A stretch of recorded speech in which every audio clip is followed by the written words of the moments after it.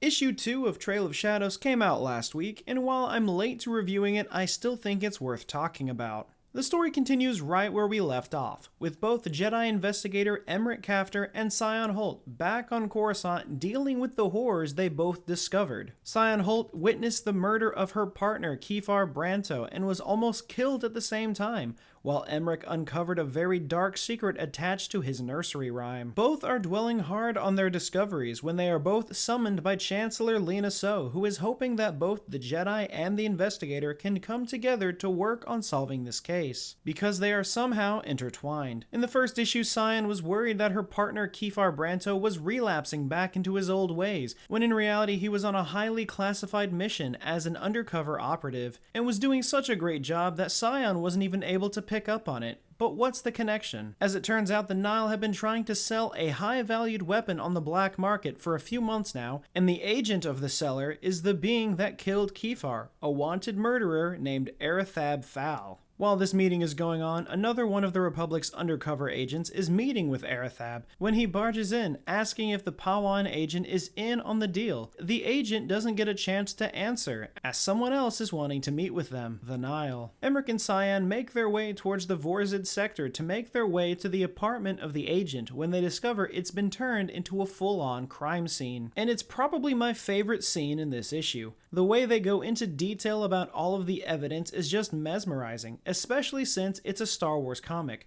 The level of detective-style detail that it put into this story just drives the plot forward so well. And the artwork just adds to it. Seeing all these colored panels up on the screen in this beautiful full-page artwork is just amazing. It's not long after that they both realize that Arathab has made his escape. He doesn't make it far, however, as the Nihil are still hot on his trail, at least until Emerick and Sian emerge to take down the Nihil and land a tracking beacon on Arathab's speeder as he attempts to make a clean getaway. After following the tracking beacon, Emerick makes contact with Jedi Master Stellan Gios, informing him that they may have uncovered the mastermind behind all of this mayhem. This was another fantastic issue for Trail of Shadows, mainly because they still haven't given us anything. I figured from where we ended in the first issue, we would pick up right there, learning about the cave with the ruins written throughout.